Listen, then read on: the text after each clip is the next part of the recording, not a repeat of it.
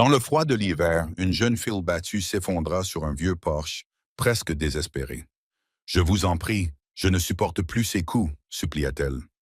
À ce moment-là, un homme solitaire s'agenouilla à ses côtés, et ce qu'il fit ensuite allait déclencher une transformation que personne n'aurait pu imaginer. Portland avait tendance à devenir silencieuse lorsqu'il neigeait. Pas un silence paisible, mais un silence qui vous oppressait les oreilles et rendait chaque son trop fort en comparaison. En ce matin d'hiver, le ciel était bas et gris, et les flocons tombaient lentement, sans discontinuer. Les porches le long de la rue étaient recouverts d'une fine couche blanche, les lumières de Noël clignotaient faiblement derrière les fenêtres embuées, et le monde semblait en suspens, comme s'il attendait que quelque chose se passe. Cole Harrington promenait son chien comme il le faisait tous les matins. Même itinéraire, même rythme, même cadence sourde de ses bottes sur la neige fondue. Rusty, son vieux labrador, marchait à ses côtés sans tirer sur la laisse, qui restait détendue entre eux. 3 ans plus tôt, Cole avait essayé de changer ses habitudes, de prendre de nouvelles racines, de nouvelles habitudes, de nouveaux matins, mais tout avait fini par revenir à la normale. La routine était plus facile. La routine ne posait pas de questions. Au bout de l'impasse, sa maison moderne en verre reflétait la neige qui tombait comme un miroir froid. Elle était trop grande pour une seule personne. Elle avait toujours été trop grande, même avant. Il ne la regardait presque plus. Il passait en devant une rangée de vieilles maisons artisanales, avec leurs bois aux couleurs chaudes et leurs porches étroits. Le genre de maison construite pour des familles qui rentraient à la même heure tous les soirs. Cole gardait les yeux fixés devant lui. Il avait appris à faire cela. Puis, Rusty s'arrêta. Il ne s'arrêta pas seulement, il tira. Un aboiement doux s'échappa de sa gorge, grave et incertain. C'était le son qu'il utilisait quand quelque chose n'allait pas, mais qu'il ne savait pas comment le dire. La laisse se tendit dans la main de Cole. « Allez, mon garçon », murmura Cole machinalement. Rusty ne bougea pas. Cole suivit le regard du chien jusqu'au porche voisin. Au début, il crut voir un tas de manteaux ou une décoration renversée à moitié enfouie dans la neige. Puis, le top bougea. Une petite silhouette était recroquevillée derrière un pot de fleurs recouvert de neige, les genoux serrés contre une poitrine bien trop maigre pour affronter le froid. Une petite fille, âgée d'à peine 6 ans, était assise contre la balustrade du porche, essayant de se faire toute petite. Elle portait un sweat à capuche qui semblait 2 tailles trop petit pour l'hiver. Le tissu était foncé là où il était trempé. Ses genoux étaient nus, tachetés de rose et de blanc à cause du froid. Elle n'avait ni gants ni bonnette. Ses lèvres étaient bleues. Cole sentit ses pas ralentir sans le vouloir. Il se dit de continuer à marcher. Ce n'était pas sa maison. Il ne connaissait pas la situation. Portland regorgeait d'histoires compliquées, et il avait appris à ses dépens que s'immiscer dans l'une d'elles ne se terminait pas toujours bien. Son instinct, aiguisé par des années passées à conclure des affaires et à éviter les problèmes qu'il ne pouvait pas résoudre, lui soufflait le même conseil que d'habitude. « Occupe-toi de tes affaires. » Rusty aboya à nouveau, plus fort cette fois. La fille sursauta. Elle releva brusquement la tête, les yeux écarquillés et effrayés, et pendant une fraction de seconde, elle sembla prête à s'enfuir. Lorsqu'elle réalisa qu'elle n'avait nulle part où aller, elle se figea. Un œil était gonflé et jauni, l'ecchymose mal dissimulée sous un pansement à motif de dessins animés qui se décollait. De la neige s'accrochait à ses cils. Elle respirait par petites bouffées rapides et superficielles. Cole s'arrêta. La façon dont elle se recroquevillait le frappa plus durement que le froid. Ce n'était pas seulement de la peur. C'était un comportement familier, répété, le même que celui de sa fille qui se recroquevillait pendant les orages, comptant silencieusement jusqu'à ce que le bruit passe. Il déglutit. « Hé !» dit-il en baissant de la voix sans y penser. Il s'accroupit à quelques mètres d'elle, prenant soin de ne pas l'envahir. « Hé, petite, tu t'es perdue ?» Pendant un instant, elle ne répondit pas. Son regard se posa sur la porte d'entrée, puis sur l'allée, puis de nouveau sur lui. Elle serra ses bras plus fort autour de ses jambes, les épaules tremblantes. Quand elle finit par parler, sa voix couvrait à peine le doux murmure de la neige qui tombait. « S'il vous plaît, ne lui dites pas que je suis ici. » Ces mots résonnèrent comme un craquement de glace. Cole les sentit le traverser, passer à travers son manteau, passer à travers la routine, passer à travers la carapace qu'il s'était construite pour survivre et s'installer quelque part au plus profond de lui, dans une douleur lancinante. Il ne demanda pas qui était lui. Il ne demanda pas pourquoi une enfant préférait mourir de froid sur un porche plutôt que d'être retrouvée. Il resta simplement là, en équilibre sur la pointe des pieds, la présence chaleureuse de Rusty à ses côtés, tandis que la rue calme semblait retenir son souffle autour d'eux. La neige continuait de tomber et pour la première fois depuis longtemps, la distance que Cole Harrington avait soigneusement préservée avec le monde s'effondra. Pas bruyamment, pas d'un seul coup, mais avec la chose la plus petite et la plus dangereuse qui soit. Le murmure d'un enfant demandant à ne pas être vu. Cole resta accroupi où il était, les genoux commençant à lui faire mal contre le béton froid, mais il ne s'approcha pas. Il avait appris à travers la perte, à travers le silence, que se précipiter trop vite pouvait causer des dommages. La neige collait aux cils de la fillette. De près, il pouvait voir à quel point elle s'efforçait de rester immobile, comment chaque muscle de son petit corps était tendu et prêt à courir. Ses lèvres tremblaient, et pas seulement à cause du froid. « Je m'appelle Cole », dit-il doucement. « Et toi ?» Elle hésita. Son regard se posa à nouveau sur la porte d'entrée, puis sur la rue, comme si elle évaluait les issues possibles. Finalement, elle murmura. « Hannah ». Le son de son nom semblait fragile dans l'air qui les séparait. « C'est un joli prénom, dit-il. Tu habites ici, Hannah ?» Elle acquiesça, mais sans regarder la maison. Au lieu de cela, elle fixa un tas de neige près de sa chaussure, comme s'il pouvait répondre à sa place. « Où sont tes parents ?» demanda-t-il d'un ton doux. Elle serra les mâchoires. Elle baissa le menton vers sa poitrine et haussa les épaules. « Je me suis juste retrouvée enfermée dehors, murmura-t-elle. Ce n'était pas grave. Je vais bien. J'attendrai. » La façon dont elle dit « je vais attendre », comme si attendre était une tâche pour laquelle elle avait été formée, lui noua l'estomac. Cole jeta un coup d'œil à ses genoux nus, à son sweat à capuche fin, à son œil au beurre noir qu'elle détournait de lui.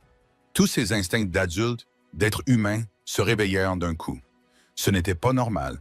Sa main se glissa dans la poche de son manteau avant même qu'il ait pris la décision de le faire. Il sortit son téléphone, le pouce suspendu au-dessus de l'écran. Il n'aimait pas la rapidité avec laquelle les chiffres lui venaient à l'esprit. « Hannah, dit-il calmement, je vais appeler le 911. Ils enverront quelqu'un qui pourra vous aider. » Elle bougea si vite qu'il en fut surpris.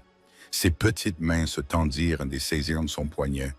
Ses doigts glacés et tremblants, ses ongles s'enfonçant dans le tissu de son manteau. Elle releva brusquement la tête, les yeux écarquillés de pure panique. « Non !» allaita-t-elle. « S'il te plaît, ne fais pas ça. N'appelle pas la police. » Tout son corps tremblait, comme si le mot lui-même lui faisait mal. Sa respiration devint superficielle, rapide, comme si elle ne pouvait pas respirer suffisamment. Cole se figea, le téléphone toujours à la main. « Tout va bien, » dit-il instinctivement. « Ils sont juste là pour aider. »« Non, » répéta-t-elle plus fort cette fois, la voix cassée. « La dernière fois qu'ils sont venus, ma tante a dit que j'avais causé des problèmes. Elle a attendu qu'ils partent et m'a battu encore plus fort. » Les mots jaillirent de sa bouche à toute vitesse, se bousculant les uns les autres comme si elle avait peur qu'ils disparaissent si elle s'arrêtait. Elle a dit que si je la faisais encore passer pour une mauvaise mère, elle ferait en sorte que le système m'emmène pour toujours. Elle a dit que je ne reviendrai jamais. « S'il te plaît, ne les appelle pas. » Cole la fixa, le téléphone soudainement lourd dans sa main. Il vit alors non seulement de la peur, mais aussi du calcul. Une enfant qui avait appris que l'aide pouvait être temporaire et que la punition pouvait attendre. Une enfant qui préférait le froid aux conséquences. Lentement, délibérément, il baissa le téléphone. « D'accord, dit-il, la voix plus douce maintenant. « D'accord, je comprends. » Elle ne relâcha pas tout de suite son poignet. Il ne se retira pas. « Je ne ferai rien qui puisse aggraver ta situation, » continua-t-il. « Pas sans y avoir réfléchi au préalable. Je te le promets. » Elle scruta son visage, les yeux vifs, à la fois méfiants et désespérés. Au bout d'un moment, ses mains retombèrent sur ses genoux. Elle se recroquevilla à nouveau, tremblante. À l'intérieur, Cole se sentait déchiré. Chaque partie responsable de lui criait « Appelle maintenant !» Une enfant grelottait sur un porche, visiblement blessée. Attendre semblait dangereux. Mais une autre partie de lui, celle qui avait été façonnée par son expérience sur le bord d'une autoroute sombre il y a 3 ans, à écouter les sirènes qui arrivaient trop tard, savait que le timing était important. Que faire la bonne chose de la mauvaise manière pouvait encore mener au désastre. S'il appelait ici et maintenant, si sa tante arrivait en trombe alors qu'Anna était si effrayée, l'aiderait-il ou la renverrait-il avec une cible encore plus grande dans le dos? Il s'efforça de respirer. « Je peux au moins te réchauffer un peu ?» demanda-t-il. « Je ne t'emmènerai pas là où tu ne veux pas aller. J'habite juste là-bas, dans la maison en verre. C'est un truc moderne et moche. » Anna tressaillit à l'idée de quitter le porche. Elle secoua rapidement la tête. « Si je ne suis pas là quand elle reviendra, elle sera en colère, » murmura-t-elle. Elle dit que c'est le seul endroit où j'ai le droit d'être quand elle sort. « La dernière fois, je me suis cachée chez les voisins, » dit-elle d'une voix faible. Elle se serra plus fort dans ses bras, comme si le fait de finir sa phrase allait faire en sorte que cela se reproduise. Cole suivit son regard jusqu'à l'étroit auvent au-dessus du porche. Ce n'était pas grand-chose, mais c'était déjà ça. « D'accord, dit-il après un moment. « Alors on fera comme tu veux. » Elle leva les yeux, incertaine. « Reste ici, là où tu te sens le plus en sécurité, dit-il. Je t'apporterai des affaires chaudes. Ça te va? » Elle l'observa attentivement, pesant ses mots comme l'aurait fait un adulte. Finalement, elle acquiesça d'un signe de tête. Cole se leva, chaque muscle de son corps protestant contre sa décision de ne pas appeler. Alors qu'il retournait vers sa maison, son pouce effleura l'écran de son téléphone à plusieurs reprises. Il fit un compromis avec lui-même. D'abord se stabiliser, puis décider. À l'intérieur, le silence semblait plus pesant qu'auparavant. Il attrapa une épaisse couverture en laine, un thermos de chocolat chaud qu'il avait préparé ce matin-là par habitude, et après un moment d'hésitation, un petit bonnet en tricot au fond d'un placard. Il sentait encore légèrement le détergent à la lavande et les souvenirs qu'il ne touchait plus. Quand il revint, Hannah était toujours au même endroit, les épaules voûtées, les doigts enfoncés sous les bras. La neige avait commencé à s'accumuler sur sa capuche. Il l'enveloppa délicatement dans la couverture. Elle sursauta d'abord, puis se détendit lorsqu'elle comprit qu'il ne l'attrapait pas. « Ça va ?» demanda-t-il. Elle acquiesça. Il lui tendit le thermos. Ses mains, engourdies et maladroites, tâtonnaient avec le couvercle, alors il le dévissa pour elle. Elle prit une petite gorgée et ferma les yeux pendant une seconde, le temps que la chaleur l'envahisse. « Merci, murmura-t-elle. Je te le rendrai. Je ne veux pas te devoir quoi que ce soit. » Ces mots le touchèrent plus durement qu'il ne l'avait prévu. « Tu ne me dois rien, dit-il doucement. Tu es une enfant assise dans la neige. Ça suffit. » Au fil des minutes, elle parla par bribes, de petits mensonges mêlés à des bribes de vérité. « Je tombe souvent. Elle ne se fâche que quand je suis méchante. Ses amis n'aiment pas les enfants. » Cole écouta davantage la façon dont elle disait les choses que ce qu'elle disait. La façon dont elle sursautait à chaque bruit provenant de l'intérieur de la maison. La façon dont ses yeux scrutaient sans cesse l'allée. Ce n'était pas une mauvaise matinée. C'était une habitude. Il s'assit avec elle sur les marches glacées, rouillées, qui s'interposaient entre eux comme une barrière vivante, et se fit une promesse qu'il ne formula pas à voix haute. Si sa vie était vraiment aussi dangereuse que son instinct le lui disait, il trouverait un moyen de l'aider qui ne se terminerait pas par des sirènes s'éloignant dans le lointain et une enfant abandonnée. De l'autre côté de la rue, derrière un rideau, Madame Patel observait la scène.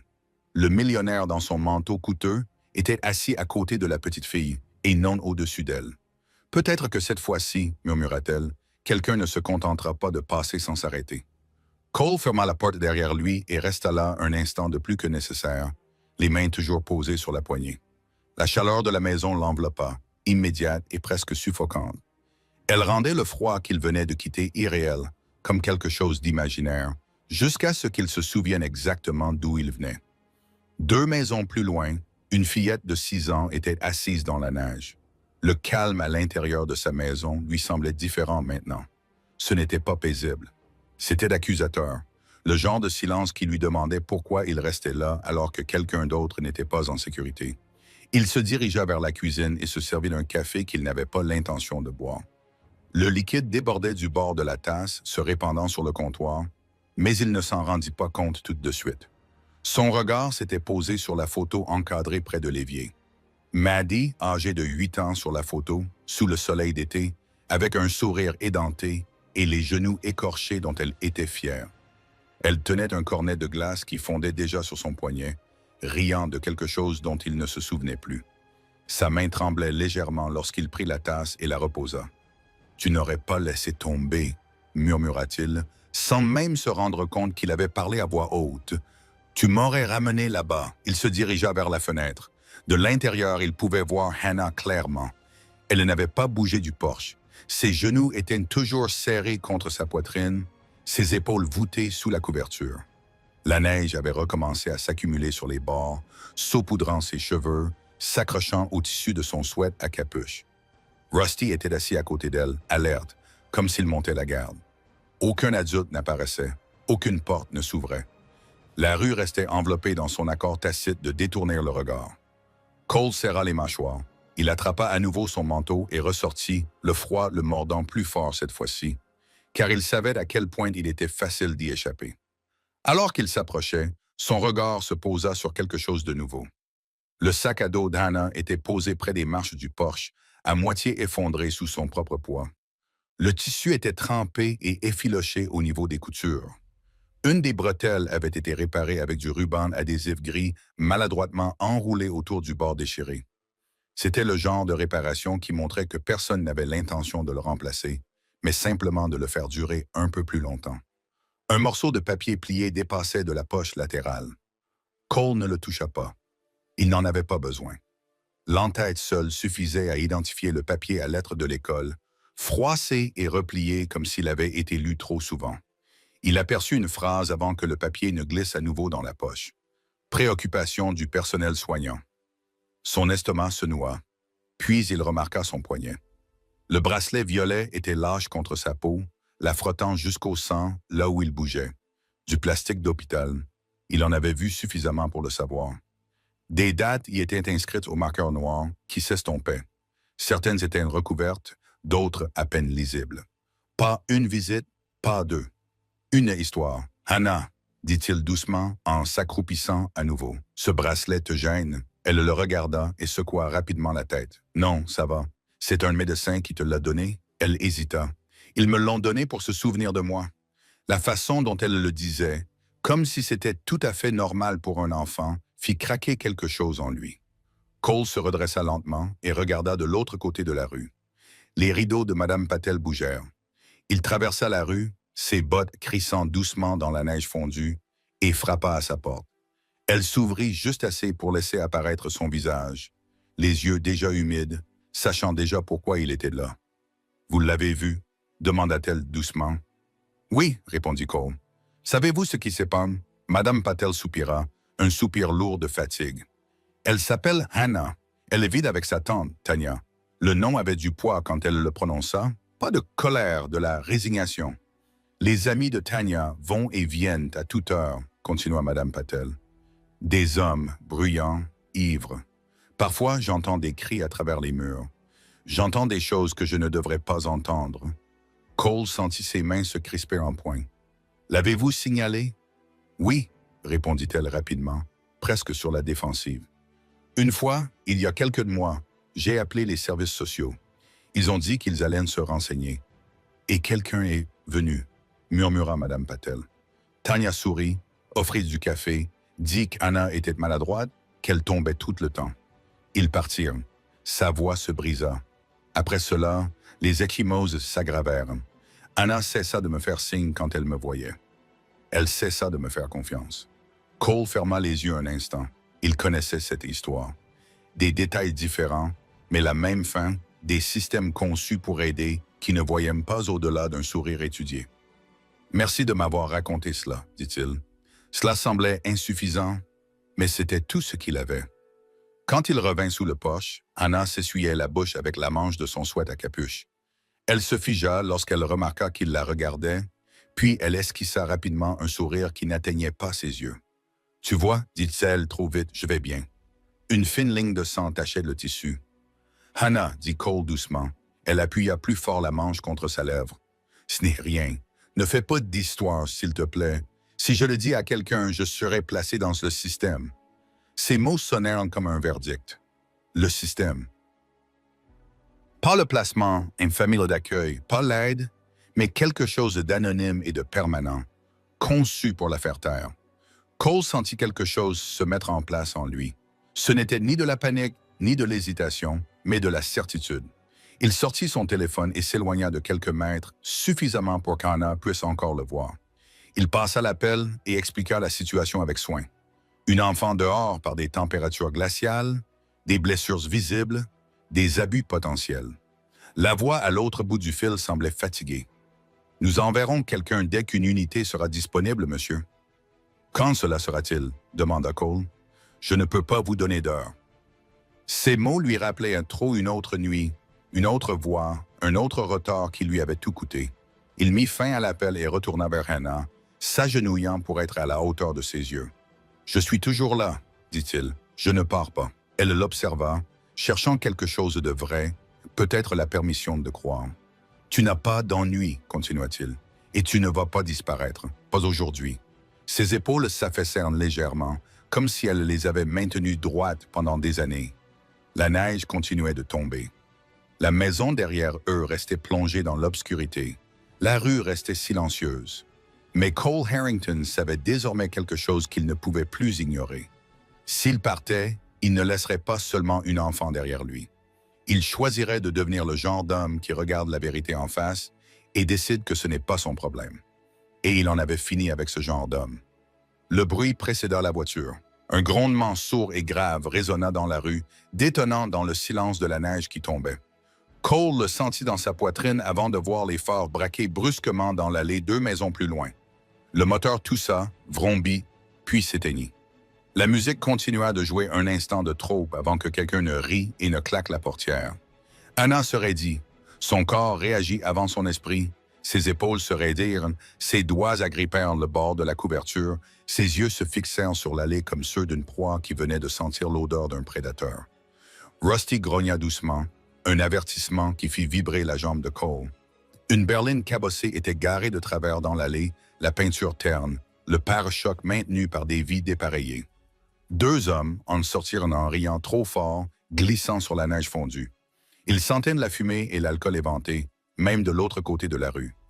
L'un d'eux donna une tape sur le toit de la voiture, comme s'il s'agissait d'un vieil ami. Puis Tanya Brooks apparut. La trentaine, elle avait les yeux soulignés d'un épais trait de maquillage. Elle portait un manteau en fausse fourrure bon marché sur un haut à paillettes, qui scintillait même dans la lumière grise. Elle chercha ses clés, jura, puis ouvrit la porte d'entrée avec tant de force qu'elle heurta le mur. Son regard se posa sur Hannah, assise sous le porche. « Qu'est-ce que tu fais, bon sang » cria Tanya. « Je t'ai dit de ne pas t'asseoir ici, où tout le monde peut te voir. » Anna se recroquevilla dans un coin, essayant de se fondre dans le bois et la balustrade. La couverture glissa de son épaule. « Je suis désolé, dit-elle rapidement. « J'avais juste froid. Je vais être sage, je te le promets. S'il te plaît, ne fais pas ça. » Tanya traversa le porche en 3 pas chancelants et attrapa le bras d'Anna. Le cri qui s'échappa de la jeune fille n'était pas fort, mais il était rauque, incontrôlé. Le son de quelque chose qui avait été poussé trop loin, trop souvent. Cole agit sans réfléchir. Il fit un pas en avant, puis un autre, avant que la vieille peur ne le submerge. La peur de mal agir. D'empirer les choses, de devenir la raison pour laquelle quelqu'un paierait plus tard. Il s'arrêta au bord du trottoir, les poings serrés si fort que ses mains lui faisaient mal. Tanya secoua Hannah une fois. « Tu me fais honte comme ça ?»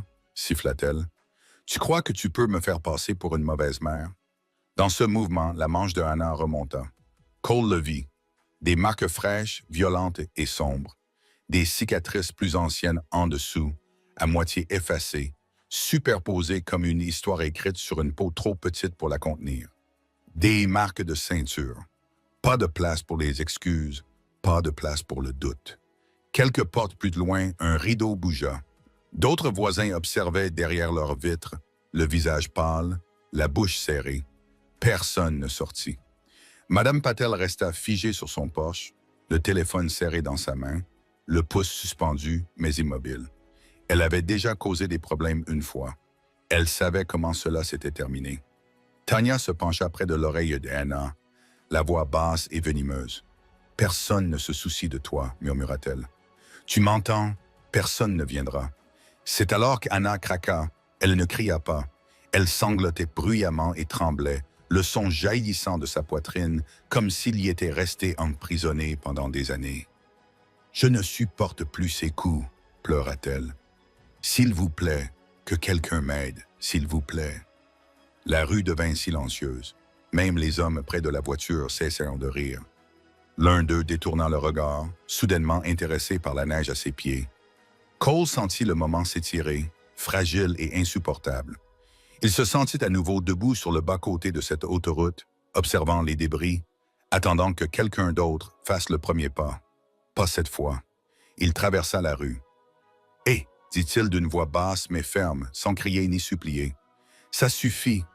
Tanya se retourna vers lui, les yeux brûlants. « Qui êtes-vous »« Je suis le voisin, » répondit Cole, « et je vais appeler la police tout de suite. »« Vous ne savez rien, » rétorqua-t-elle. « C'était mon enfant. Occupez-vous de vos affaires. » Cole s'approcha, se plaçant entre elle et Hannah sans toucher aucune des deux.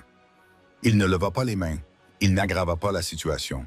Il resta simplement là, solide et immuable. « Elle n'est pas ton punching ball, » dit-il calmement, « et ça s'arrête maintenant. » Pendant une fraction de seconde, Tanya sembla sur le point de se jeter sur lui. Puis des sirènes retentirent faiblement au loin. Quelqu'un avait enfin appelé les secours. Pendant un battement de cœur suspendu, il se demanda si c'étaient les mêmes sirènes que le répartiteur lui avait promises ce matin-là, qui se frayaient enfin un chemin à travers la neige. Le son fit pâlir le visage de Tanya. « Ce n'est pas fini », cracha-t-elle en lâchant le bras d'Hannah d'un coup sec. « Tu te prends pour un héros ?» Cole ne répondit pas. Il était déjà à genoux, remettant la couverture sur les épaules d'Hannah, la stabilisant alors qu'elle tremblait. « Ça va, » murmura-t-il. « Je suis là. » Les gyrophares de la police peignaient de la neige de rouge et de bleu. L'officier Diaz sortit le premier, jeune et alerte. Son regard passa rapidement de Tanya aux hommes, puis à Hannah recroquevillée sous le porche, et il serra les mâchoires lorsqu'il vit les marques. Une ambulance suivit. Alors qu'ils emmenaient Tanya, qui continuait à crier et à accuser, Hannah agrippa le devant du manteau de Cole comme si c'était la seule chose qui la retenait au sol. « Ils vont m'emmener, » murmura-t-elle. « Ils vont m'envoyer loin d'ici. » Cole croisa son regard, le cœur battant, et dit la seule chose qu'il pouvait affirmer avec certitude. « Passons-moi. » La neige continuait de tomber tandis que le quartier expirait enfin, et pour la première fois depuis ce matin-là, Hannah cessa de trembler, non pas parce que le danger avait disparu, mais parce que quelqu'un l'avait rejointe. Les portes de l'ambulance se refermèrent dans un bruit sourd, enfermant Hannah dans une poche de lumière blanche aveuglante et d'air antiseptique. Cole se tenait juste à l'extérieur, les mains enfoncées dans les poches de son manteau, regardant le givre se former et disparaître sur la vitre à chaque respiration.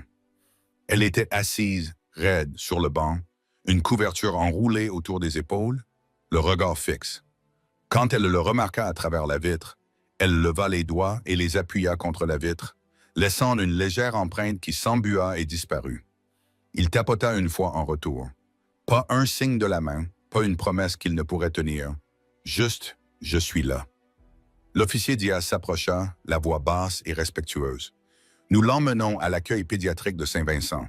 Compte tenu des circonstances, nous demanderons l'intervention d'un assistant social à notre arrivée. Cole acquiesça. Je vous suis. Diaz hésita, puis posa la question qui, ils le savaient tous les deux, était importante. Vous êtes de la famille. Non, répondit Cole, sentant le mot le transpercer. Mais je reste. L'agent l'observa un instant. Son manteau coûteux, son regard fixe, la façon dont son corps s'était instinctivement tourné vers l'ambulance. D'accord, dit-il finalement. Conduisez prudemment. Les urgences sentaient l'eau de Javel et le café brûlé. Les machines émettaient des bips réguliers. Une infirmière conduisit Hannah dans une salle d'examen tandis que Cole attendait dans le couloir, adossé au mur, comptant les respirations qu'il ne s'était pas rendu compte qu'il retenait. Lorsqu'ils le laissèrent entrer, Hannah était assise sur le bord du lit, les mains soigneusement jointes sur ses genoux, comme si on lui avait appris à prendre le moins de place possible. La doctoresse, une femme au regard doux et au calme expérimenté, travaillait avec délicatesse, commentant chaque geste avant de toucher. « Je vais maintenant examiner votre lèvre. Je ferai attention. » Hannah acquiesça, la mâchoire serrée, mais elle ne recula pas. Cole remarqua néanmoins qu'elle tressaillit, que ses épaules se raidirent en anticipation d'un choc qui ne vint pas. Plus tard, dans l'embrasure de la porte, le médecin lui parla à voix basse. « Elle a des blessures plus anciennes qui ne sont pas toutes récentes, documentées. Nous allons remplir un rapport, dit Cole en déglutissant. Que va-t-il lui arriver? Cela dépend, répondit honnêtement le médecin. S'il n'y a pas de parents sûrs, les enfants comme elle peuvent être déplacés plusieurs fois. Ces mots le suivirent dans le couloir jusqu'à une petite salle de consultation où une femme aux yeux fatigués et portant un sac messager posa son dossier et se présenta. Lauren Kim, Service de protection de l'enfance. Lauren ne perdit pas de temps en platitude. Elle parla franchement, comme le font les gens qui ont compris que les compliments inutiles font perdre du temps. Hannah aura besoin d'un endroit sûr pour passer la nuit. Nous allons chercher un placement d'urgence. Les doigts de Hannah se crispèrent sur le bord de la chaise. « Je serai sage, murmura-t-elle. « Je vous le promets, dit Lauren d'une voix plus douce. « Je sais que vous le serez. » Lorsque Lauren sortit pour passer des coupes de fil, le silence revint dans la pièce. Rusty était couché aux pieds de Cole, le menton posé sur sa patte, une présence chaleureuse et rassurante. Hannah fixait le sol puis leva les yeux vers Cole, comme pour se préparer. « Ils vont m'emmener quelque part, dit-elle. Ce n'était pas une question. Loin. Cole choisit ses mots avec soin. Ils essayent de te protéger. Elle acquiesça, acceptant l'idée sans y croire. Je serai sage là-bas aussi. Quelque chose en lui se brisa. Pas bruyamment, pas d'un seul coup, mais comme de la glace qui cède sous des pas prudents. Il s'assit, les coudes sur les genoux, et lui révéla la vérité qu'il avait gardée secrète. « J'avais une fille, dit-il. Elle s'appelait Maddie. Ce nom lui faisait encore mal, mais il le laissa faire. Elle avait 8 ans, elle adorait les orages. Elle se cachait dans le couloir et m'obligeait à m'asseoir avec elle jusqu'à ce que ça passe. Hannah leva les yeux écarquillés, écoutant. « Elle et ma femme ont eu un accident de voiture, continua-t-il, la voix ferme malgré lui. J'ai entendu les sirènes. Je suis resté où j'étais, pensant que quelqu'un d'autre s'en occupait. Quand je suis arrivé, il s'arrêta, respira. Je me suis dit que je ne m'attacherais plus à un autre enfant. Je pensais que rester insensible me protégerait. Il croisa son regard. Te voir sur ce porche m'a fait encore plus mal. Le menton de Hannah tremblait. Elle ne pleura pas. Elle tendit la main et posa 2 doigts légèrement sur la tête de Rusty, pour se rassurer. « Tu n'es pas parti, dit-elle. »« Non, répondit Cole. Je ne suis pas parti. » Lauren revint avec un sourire crispé qui n'atteignait pas ses yeux. « Je continue à chercher. Cela peut prendre quelques heures. » Cole se leva. La décision était déjà prise. Elle l'était depuis le moment où Hannah avait demandé à ne pas être vue. « Alors ne l'envoyez pas chez un étranger, dit Lauren en clignant des yeux. « Pardon. Envoyez-la chez moi, dit-il. » Ces mots semblaient à la fois irréels et inévitables. Temporairement, en urgence, peu importe la procédure, lancez-la. « Monsieur Harrington, dit Lauren doucement, vous n'êtes pas un membre de la famille. Faites les vérifications nécessaires, répondit-il. Inspectez ma maison. Parlez à mon avocat. Je coopérerai à tout. Elle ne retournera pas là-bas et elle ne disparaîtra pas dans un classeur ce soir. Lauren l'étudia, évaluant les risques et les possibilités.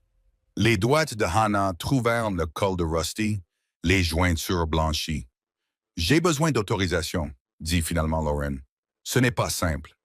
Je sais, dit Cole. Partir non plus. Les heures passèrent entre paperasse et coups de téléphone.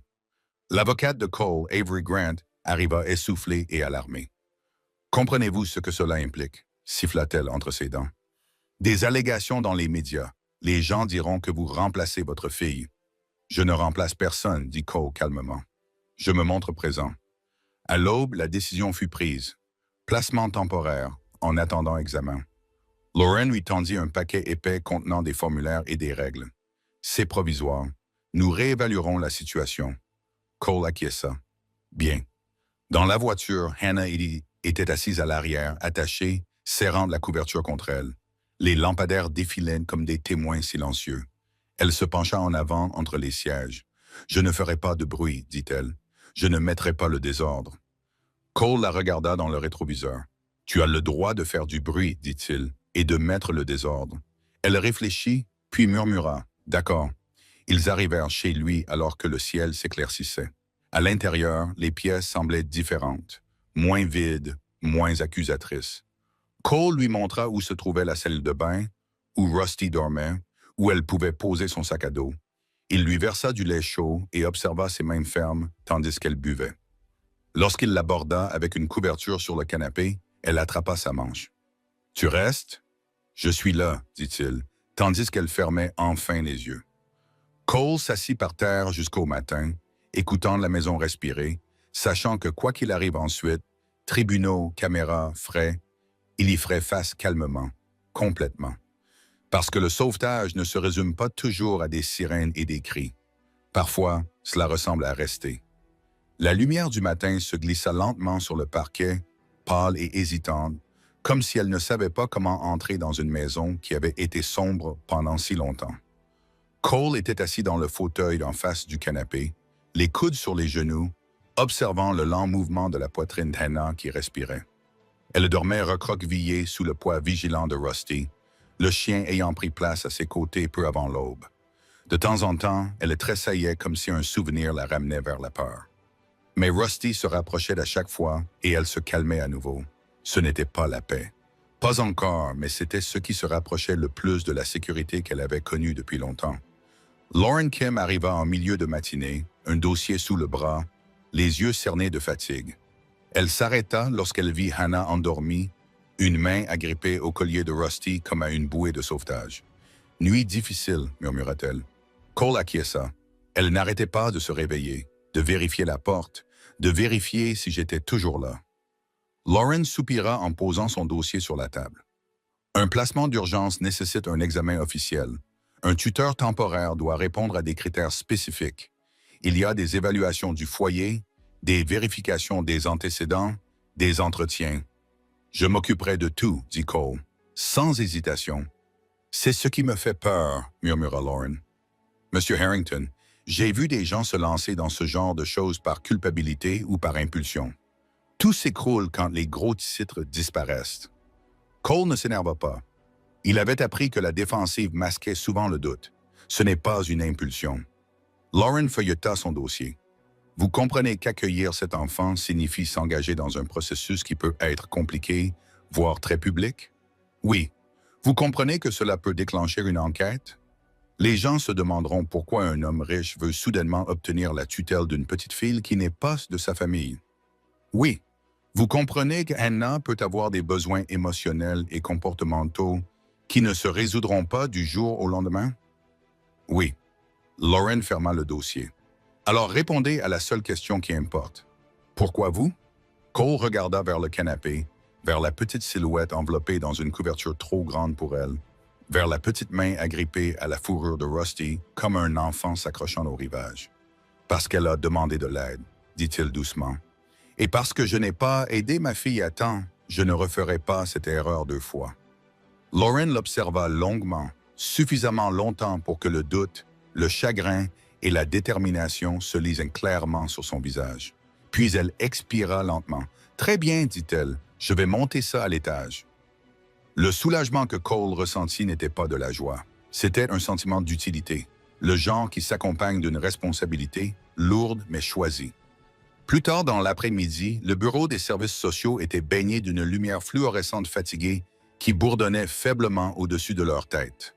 Des murs beige, de la moquette usée, des classeurs qui semblaient avoir subi des décennies de coupes budgétaires. Le genre d'endroit où des décisions aux conséquences énormes étaient prises derrière des bureaux métalliques.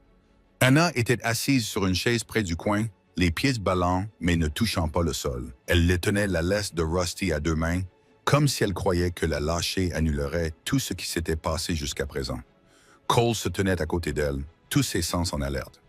Lauren revint avec 2 autres superviseurs d'âge moyen, professionnels, au visage impénétrable. Ils portaient des bloc-notes, des manuels de procédure et le poids d'une prudence systématique. Monsieur Harrington, le premier superviseur, dit « Vous avez demandé un placement d'urgence chez un proche pour un enfant avec lequel vous n'avez aucun lien biologique ou légal. » C'est exact. C'est inhabituel. Je ne demande pas de traitement spécial, dit Cole. Juste la possibilité de la garder en sécurité pendant que vous menez votre enquête. Le deuxième superviseur tapota son stylo d'un air pensif. Votre avocat est dehors et demande à se joindre à cette réunion. Avery Grant fit irruption dans la pièce un instant plus tard, parfaitement habillé, tout aussi horrifié. Cole, siffla-t-elle en se penchant vers lui. Vous êtes en train de détruire toute votre image publique. Comprenez-vous le genre d'allégation que les gens peuvent tirer de cela? Il ne s'agit pas d'image, dit-il calmement. Tout ce que vous faites concerne votre image, rétorqua Avery. Vous êtes une personnalité publique. La presse va s'en donner à cœur joie. Un PDG millionnaire vole au secours d'une petite fille. Les sponsors vont paniquer, les investisseurs aussi. Je me fiche des investisseurs pour l'instant. Avery s'interrompit. Il élevait rarement la voix. Il n'en avait pas besoin aujourd'hui. Sa détermination parlait pour lui. Les superviseurs jetèrent un coup d'œil entre eux, puis vers Hannah, qui serra la laisse jusqu'à ce que ses jointures blanchissent. Cole posa doucement sa main sur le dossier de sa chaise. Un superviseur se pencha en avant. Vous comprenez que la tutelle n'est pas une œuvre de charité. Ce n'est pas une thérapie pour surmonter un deuil. C'est un engagement à vie. Cole acquiesça d'un signe de tête. J'ai déjà pris cet engagement le jour où elle m'a dit qu'elle ne supportait plus les coups. Le silence s'installa, un silence lourd. Le genre de silence qui précède les décisions ayant de réelles conséquences. Finalement, le deuxième superviseur prit la parole. Nous autoriserons un placement temporaire en attendant l'inspection du domicile, la vérification des antécédents et la surveillance continue. Madame Brooks est en détention et a demandé à son avocat commis d'office de contester le placement. Bien sûr qu'elle l'avait fait. Préparez-vous à une bataille juridique, murmura Avery. Je suis prêt, répondit Cole. Lorsque les superviseurs furent partis, Avery s'effondra sur une chaise et se frotta le front. Tu vas te battre pour cet enfant. Oui, répondit simplement Cole. Pourquoi? Cole regarda Hannah, petite et silencieuse, observant les adultes décider de son sort comme si elle était un problème sur une feuille de calcul, car personne ne s'était battu pour elle auparavant. L'audience eut lieu 2 jours plus tard. Le juge Morrison regarda par-dessus ses lunettes, l'air sévère mais pas méchant. Cole s'assit à une table avec Avery. Hannah était assise à côté de lui avec un avocat commis d'office. Tanya, menottée, le regardait d'un air furieux depuis l'autre côté de l'allée. Lauren témoigna la première, de manière claire, factuelle et sans faiblir. Madame Patel suivit, la voix tremblante, décrivant les cris à travers les murs fins, les disparitions d'Hannah, la nuit où elle l'avait trouvée en pleurs sous le porche. Un médecin a détaillé des blessures incompatibles avec une chute. Puis, ce fut le tour de Cole. Il se leva, les mains jointes derrière le dos, comme il le faisait lors des réunions du conseil d'administration. Mais ce n'était pas une réunion, et il ne défendait pas une proposition. Il défendait un enfant. « Monsieur Harrington, dit le juge Morrison, vous n'avez aucun lien de parenté avec cet enfant. Pourquoi le tribunal devrait-il prendre en considération votre demande? Cole aurait pu parler de ses ressources, de sa maison, de son influence, de sa capacité à offrir tout ce dont Hannah avait été privée. Il ne l'a pas fait.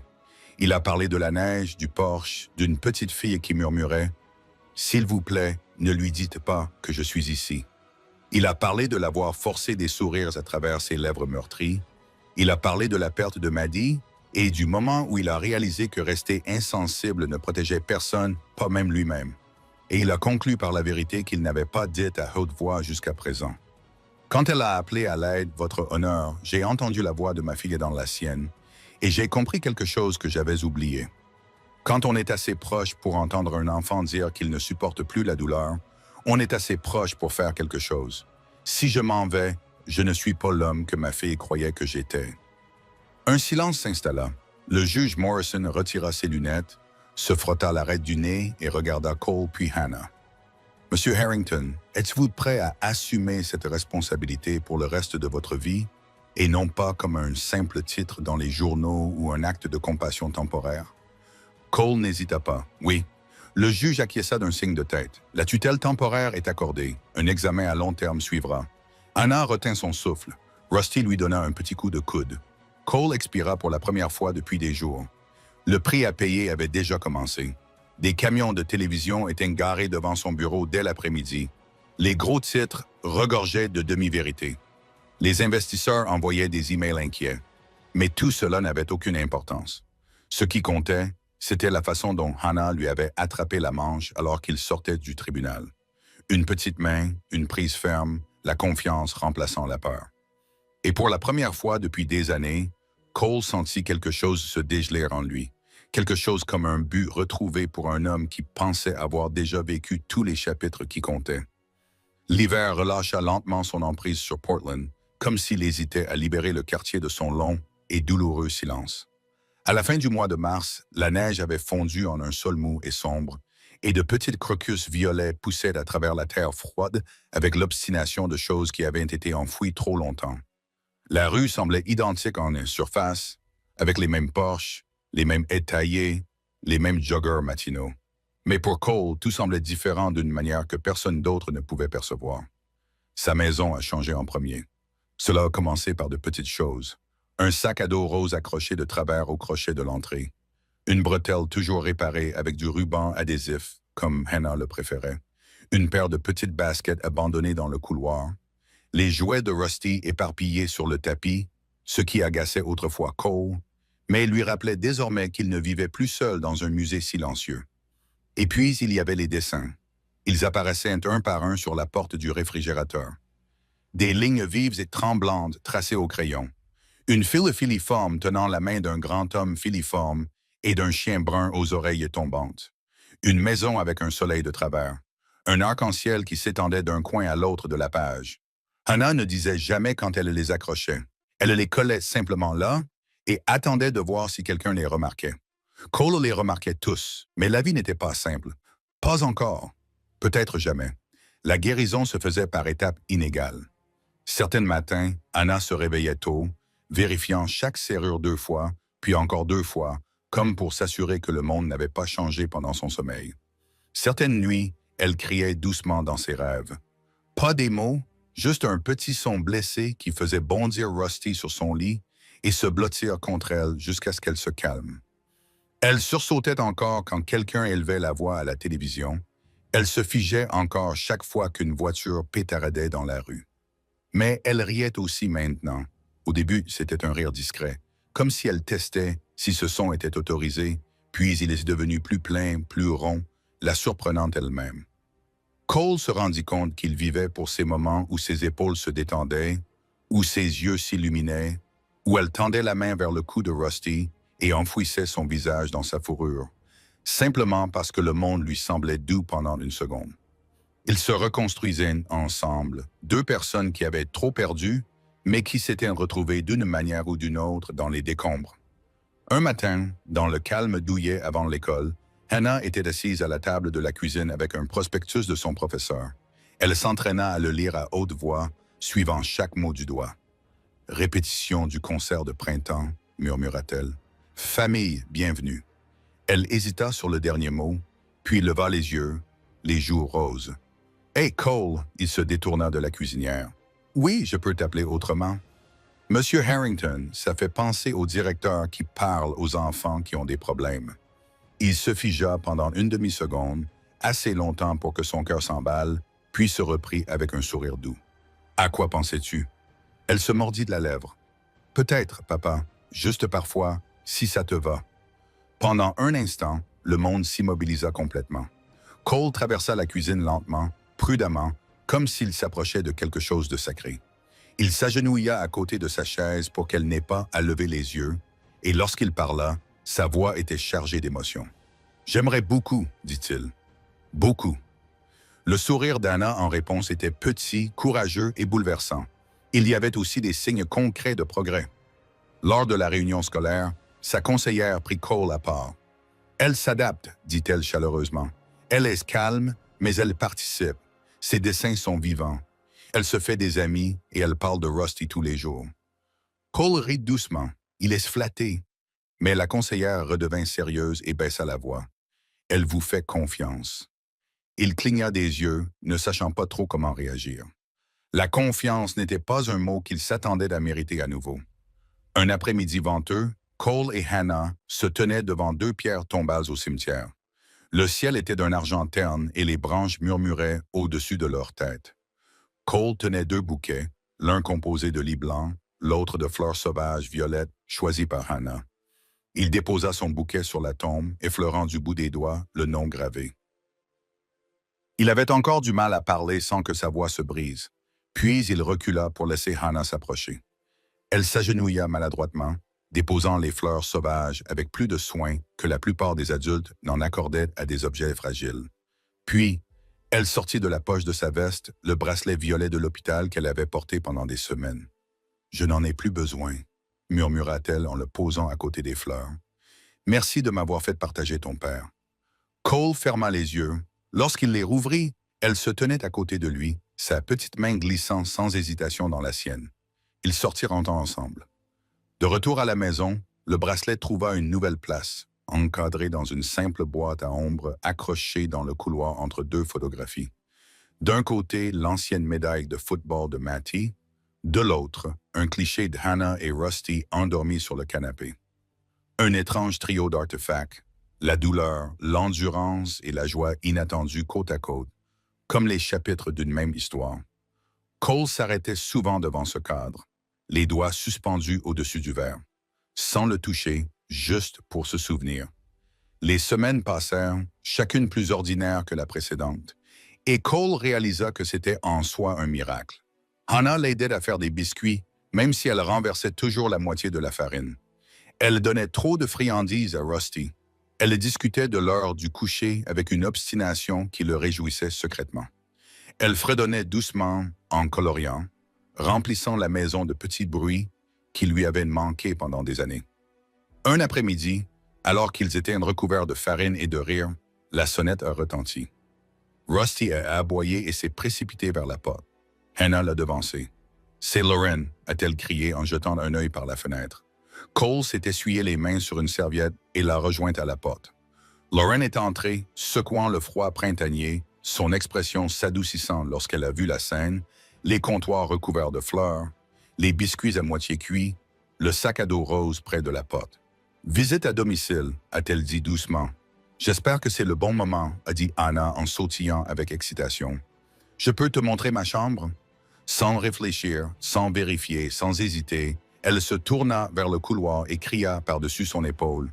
« Papa, je peux lui montrer ?» Cole se figea, non pas parce que ce mot lui faisait mal, mais parce qu'il guérissait quelque chose. Il regarda Lauren, puis le sourire plein d'espoir de Hannah, et sentit une chaleur l'envahir, comme le premier véritable signe du printemps. « Vas-y, ma petite, » dit-il doucement. « Montre-lui tout. » Lauren sourit, un sourire sincère, visible, soulagé.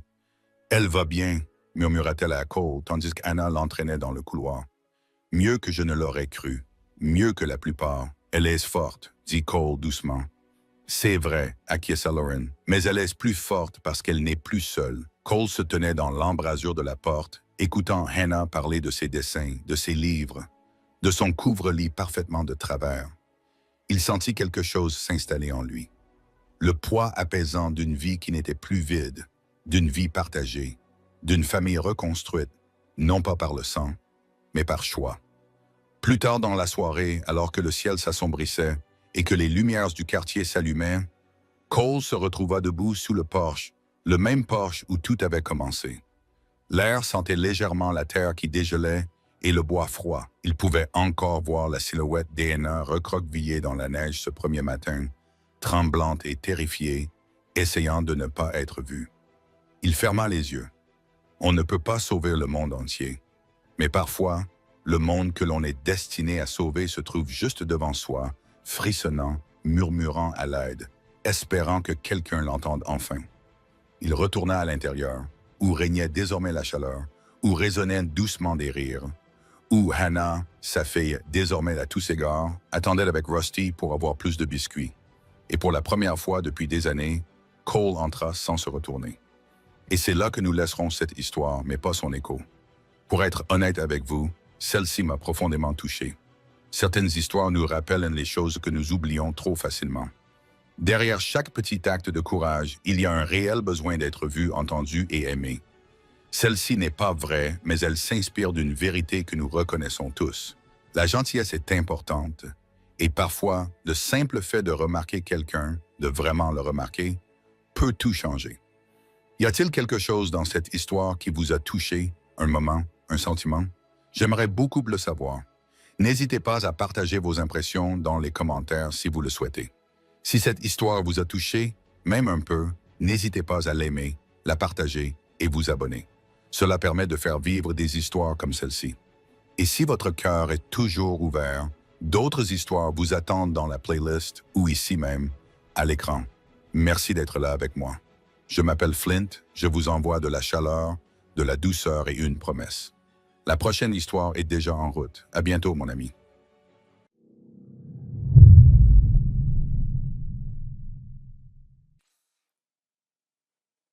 Dites-vous que j'ai failli travailler chez LOL, mais c'était il y a 3 ans, ça a aucun rapport. Attends, Valorant, mes requêtes sont chiants, hein. Partenariat Riot résolu. Je leur écris: «Bonjour, je suis influenceuse, je travaille sur les réseaux, j'ai 70 000 abonnés au total, est-ce que je peux devenir partenaire Riot?» «Ravi de voir que l'univers Riot Games te plaît, voici le lien pour postuler». Ils sont bêtous, hein.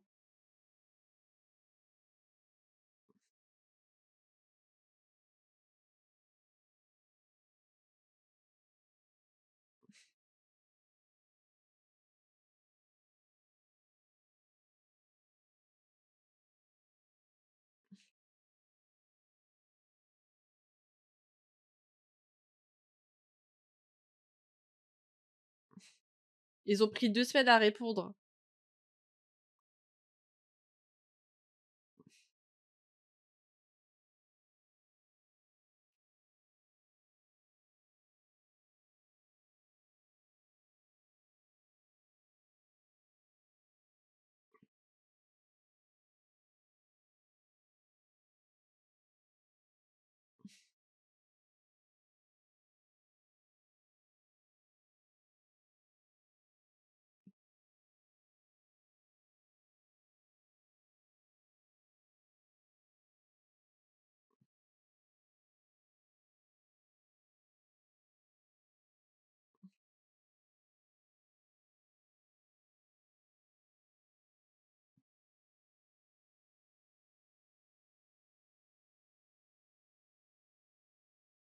Bon, je le renvoie parce que je crois que c'est un bot qui a répondu genre: «Coucou Pandi Panda!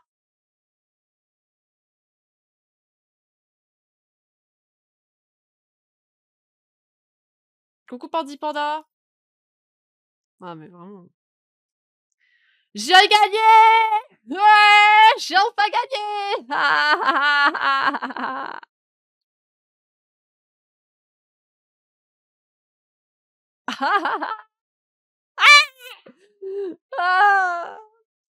C'est aberrant, c'est aberrant, c'est aberrant. C'est aberrant. C'est aberrant, en fait. J'ai presque le même rang que Lulu, en fait. Que Lulu, en fait! Lulu, en fait, genre. J'ai le même rang que lui. Oh, Polita, elle gagne, hein! Bah, elle gagne, hein, Polita, hein! Waouh! Je peux gagner, moi aussi! Ouh! Mais tous les gens, ils ont jamais été emo. Ah si, elle a été emo. Mais les gens, ils ont de la chance, hein! Pourquoi je suis pas chanceuse comme ça? Regardez, elle a de la chance, elle. Moi, je suis MVP, hein, des fois, quand même. Je sais pas. Je sais pas, hein, je sais pas. Coucou. I don't know, guys.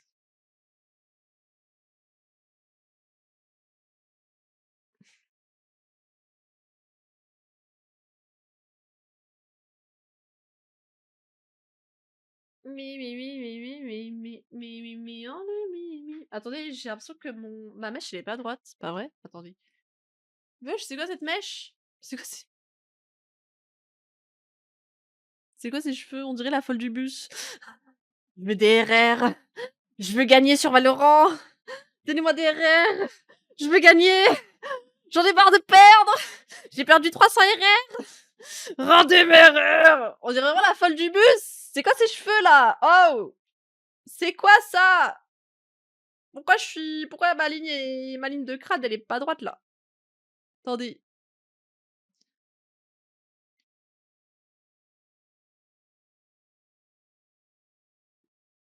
Bon, c'est un peu mieux là, non? C'est un peu mieux là, non?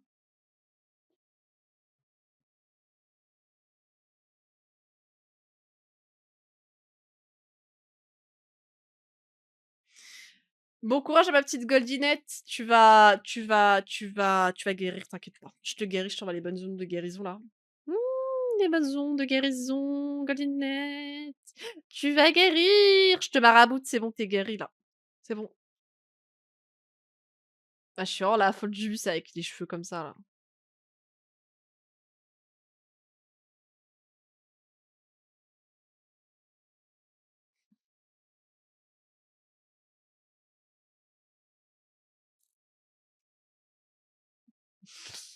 Lulu, ta gueule! Ta gueule en fait, ta gueule!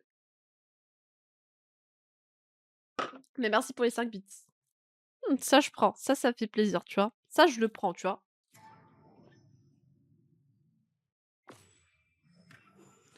Mi mi mi mi mi.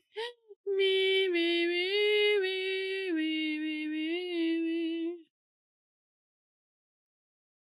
Bon allez, on va essayer de remonter tout ça, alors on va essayer de remonter à 2 là, parce que là c'est plus possible, hein. Non, ça va, je joue bien aujourd'hui, vous avez vu? Aujourd'hui, vous avez vu, je joue bien en vrai. Ça va. Et en plus, j'étais même pas focus, j'étais à moitié avec le casque, à moitié avec le truc, j'étais même pas dans la game, genre. D'ailleurs, vous avez vu, j'ai retiré plusieurs personnes modo. J'ai retiré Cyclope modo, j'ai retiré Kraken modo, j'ai retiré Revnin modo, j'ai retiré Didi modo, j'ai retiré voilà. Du coup, bientôt, je prendrai des nouveaux modérateurs. Parce que là, vous êtes que 4, je crois. Après 4, c'est déjà pas mal, mais j'ai retiré beaucoup de modos, donc je reprendrai de nouveaux modos bientôt. Si vous avez des noms en tête, n'hésitez pas à me le dire. Qui, de comment, du pourquoi. Voilà. Je te regarde, tu vois, tu connais c'est vrai? Pourquoi? Parce qu'ils te connaissent? Ils te connaissent, genre? Et c'était Kalena. Ah ouais! Coucou Kalina, ça va et toi? Mais comment ça se fait que vous êtes croisés? Mais toi, tu déjà modo chez Aikuro? Ouais, Didi. Bah, c'est quand la dernière fois qu'il a écrit dans le chat, s'il vous plaît?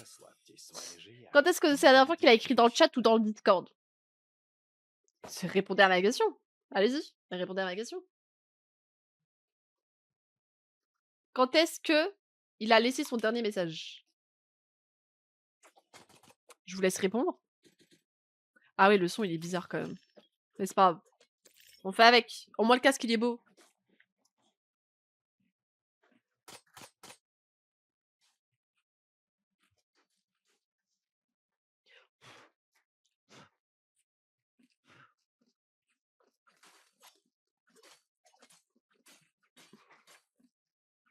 Voilà. 3 semaines et 1 jour, la dernière fois qu'il est venu.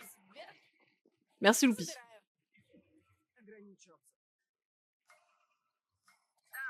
Donc, je vous avoue, si vous écrivez pas pendant 3 semaines... Flash out.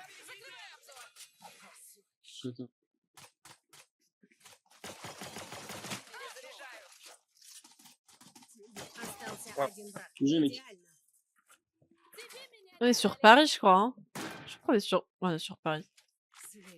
Ouais, c'est pas si good, hein. Il fait me. Ah, pas si good. C'est moi, je comprends Where are pas. you from, Chamber? I'm from Estonia. Okay. Ah, so no speak French. C'est moi, je comprends pas, elle dit quoi, la fade? La fade, non. This is Paris. Yeah. Yeah. Paris, servers, the baguettes, the croissant. Camembert. Et c'est Vas-y, flash. multigaming. Bah, je fais pas de multigaming, je fais que du Valo. Moi, c'est du Valo gaming. En fait. Close. K dedans, 4. Ils sont tous dedans. La clé est derrière. Elle est sortie, elle est. Je fais pas du, Ils sont juste je fais au pas classique, du hein, ils sont pas là. multigaming. Je fais du Valo gaming, moi. Mon Ah, Dieu, putain, je suis j'ai sûr. jamais vu Ah, ça je suis de ma vie. Un peu dismiss comme une salope, my bad, mais. Probably flank, hein, les deux.